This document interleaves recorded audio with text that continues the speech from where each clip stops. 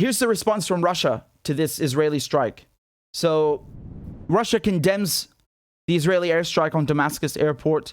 The Russian Foreign Ministry spokesperson, Maria Zakharova, stated that Russia strongly condemns the Israeli airstrike on Damascus International Airport and calls on the Israeli side to stop this vicious practice.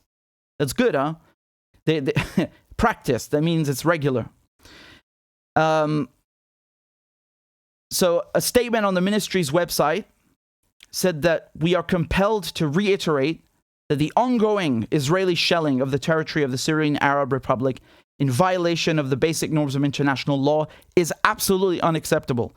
We strongly condemn Israel's provocative attack on the most important object of the Syrian civilian infrastructure. Such irresponsible actions create serious risks for international air traffic and put the lives of innocent people in real danger. Absolutely. And Iran also condemned it. So the Iranian foreign minister condemned the Israeli missile attack on Syria and vowed his country's continued support for the Arab state. This was during a phone call with al-Mikdad, with the Syrian foreign minister. He said that Israel's attacks on Syria's infrastructure are not only in violation of the country's sovereignty and territorial integrity, but also contravene international laws and humanitarian principles. So exactly, they talk about international law in terms of Ukraine and Russia.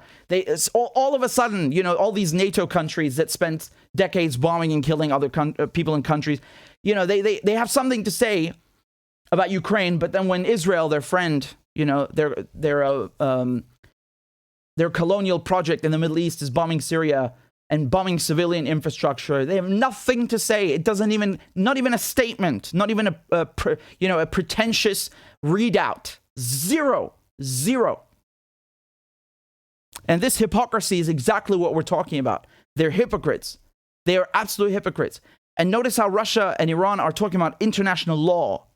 International law. If you listen to officials, to presidents, to prime ministers, to foreign ministers, when they speak in Europe or the United States, they're saying international norms, right? Or the international order. They never say law because they don't care about the law.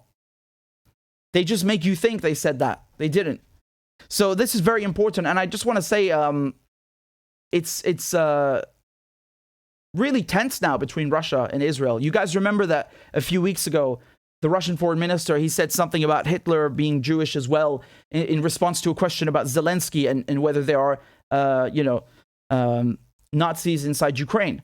And of course, this really angered the Israelis. And I can understand why. I get it. I don't think that was completely necessary. On the one hand, Lavrov is a very seasoned diplomat. And he's been doing this for decades. So, it's not me who's going to tell him how to do his job. But at the same time, I don't think that was necessary. I think there's so much evidence, so much actual hard evidence to point to. You don't need to make some, this sort of comparison or whatever.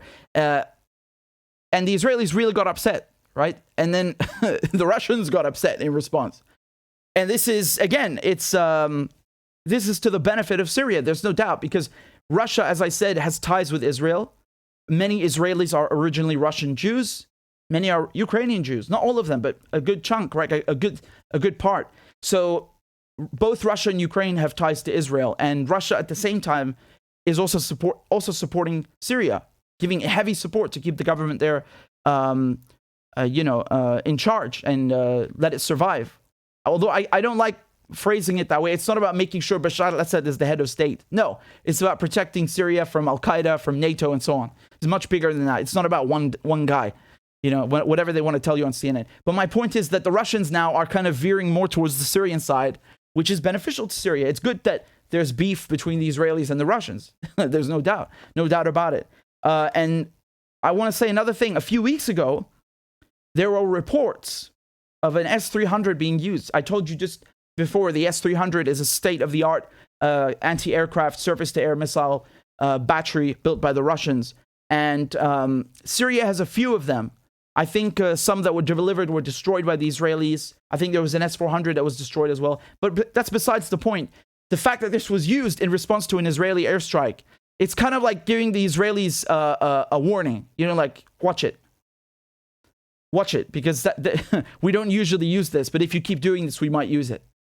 So that was not something you see regularly. That was out of the ordinary, having an S-300 being used. And then now the Russians coming out and condemning Israel, because usually they don't actually. They don't do that. Sometimes they do, but not like this. I think this is the strongest rebuke from the Russians that I've ever seen towards the Israelis about these attacks on Syria. So that's good. You're seeing Russia kind of distance itself more and more from the Israelis, and that is good for Syria, of course. It's beneficial for Syria because, yes, of course, Russia and Iran have the technology to take down the Israeli jets. The problem is you would open up a new front, and I don't know if that's what Syria needs right now. At the same time, it's frustrating to see this stuff happen. Who wants to see their country being bombed? Who wants to see the airport being, taken out of action, completely out of action? This is very frustrating.